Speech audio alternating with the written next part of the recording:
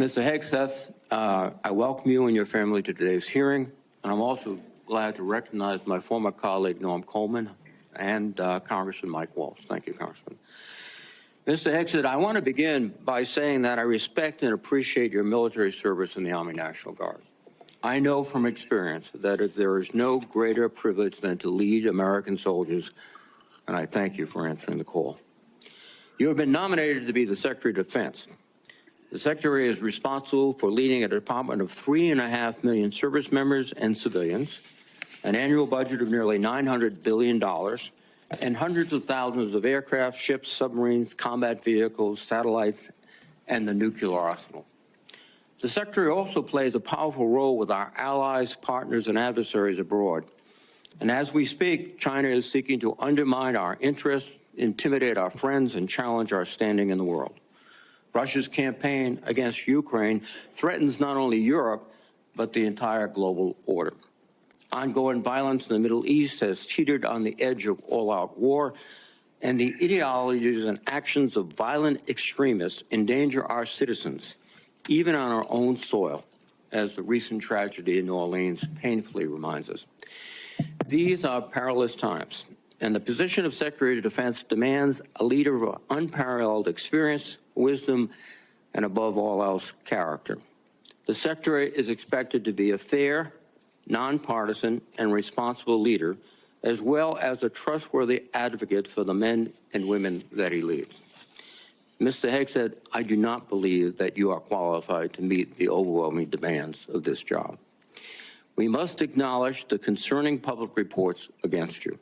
A variety of sources, including your own writings, implicate you with disregarding the laws of war, financial mismanagement, racist and sexist remarks about men and women in uniform, alcohol abuse, sexual assault, sexual harassment, and other troubling issues. I have reviewed many of these allegations and find them extremely alarming. Indeed, the totality of your own writings and alleged conduct would disqualify any service member from holding any leadership position in the military, much less being confirmed as the Secretary of Defense. Nonetheless, I understand that you reject many of these reports as they involve whistleblowers, non-disclosure agreements, and anonymous, although numerous, sources, including those who have faced political intimidation for sharing their experiences. I hope you will address each of these allegations thoroughly and truthfully during your testimony. Just as importantly, I hope you will pledge to prevent any repercussions for whistleblowers, both civilian and military, if confirmed.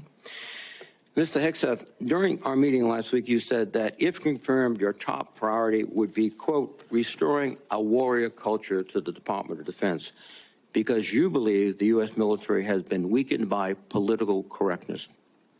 Over the years, you have made clear your opinion of the military's diversity initiatives. As you have said, quote, diversity is not our strength, unity is. And on a recent podcast, you said, quote, I'm straight up just saying we should not have women in combat roles. When I joined the Army as a young officer in the 1970s, the U.S. military was rife with racial tension. Women were prohibited from serving in most roles. Gay service members were banned, and we relied on a national draft to fill our ranks.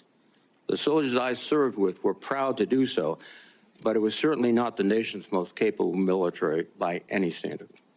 We have made great progress since then. Today, the Department of Defense is fully integrated. Every race and religion is accepted. Women serve in all combat roles and leadership positions. Sexual orientation is irrelevant to service, and the all-volunteer force visibly reflects the nation it protects. Our military is more diverse than it has ever been, but more importantly, it is more lethal than it has ever been. This is not a coincidence. Mr. Hegseth, I hope you will explain why you believe such diversity is making the military weak and how you propose to undo that without undermining military leadership and harming readiness, recruitment, and retention. Mr. Hegseth, another reason I'm deeply concerned about your nomination is your disregard for the law of armed conflict and your support for service members who have been convicted of war crimes. You have championed the pardoning of military members who were turned in by their fellow soldiers and SEALs. And let me emphasize that. They weren't discovered by reporters. They were turned in by fellow soldiers and fellow SEALs. and also pardoning of military contractors convicted of killing 14 Iraqi citizens without cause. You have also advocated for the restitution of interrogation methods like waterboarding that have been defined as torture, and you have belittled the advice and counsel of Judge Advocates General while on deployment. In your book, The War on Warriors, you write, quote, "Should we follow the Geneva Convention?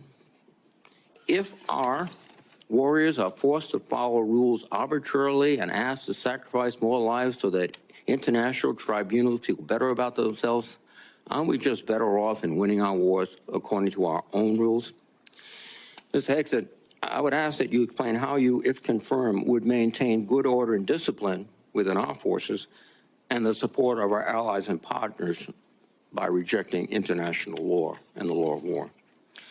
I'm also concerned about your abilities as a competent manager of organizations far less complex than the Department of Defense. From 2008 to 2010, you led the organization Veterans for Freedom, which had an annual budget of less than $10 million. In each year you were in charge, expenses far exceeded revenues until the organization teetered on bankruptcy and had to be merged with another group. In fact, according to public reporting, an independent forensic accountant reviewed the organization's finances and discovered evidence of gross financial mismanagement.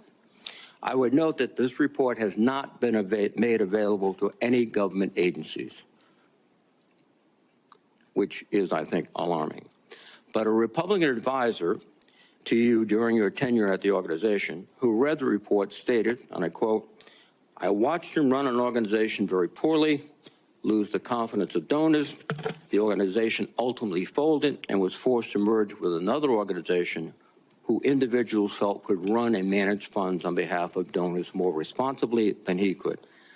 I don't know how he's going to run an organization with an $857 billion budget and 3 million individuals."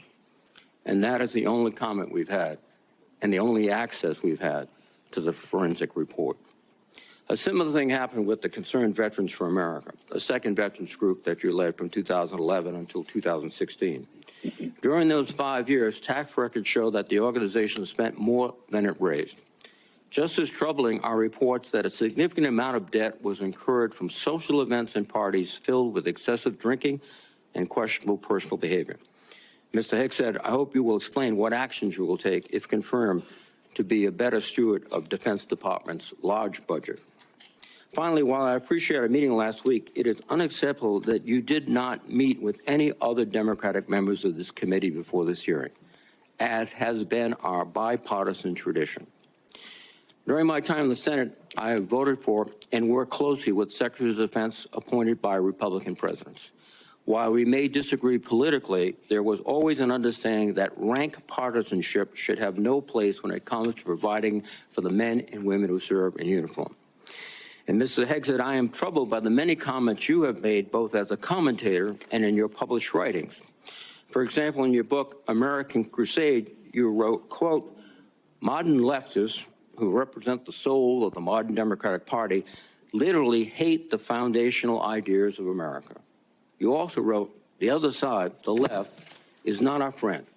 We are not esteemed colleagues, nor mere political opponents. We are foes. Either we win or they win. We agree on nothing else." Mr. Hegseth, if confirmed as Secretary of Defense, you would lead an organization that, like the country it represents, is composed of Democrats and Republicans. Yet your language suggests that you regard many of these men and women as foes. And I would ask you to explain why service members and civilians who do not share your political opinions can trust that they will not be targeted during your tenure. Indeed, the challenge of the Secretary of Defense is to remove partisan politics from the military. You propose to inject it. This would be an insult to the men and women who have sworn to uphold their own apolitical duty to the Constitution. Mr. Hegseth, you are the 9th nominee for Secretary of Defense that I've had the honor to consider as a member of the Senate Armed Services Committee. I have voted in favor of all your predecessors, including those in the first Trump administration. Unfortunately, you lack the character and composure and competence to hold the position of Secretary of Defense. Thank you.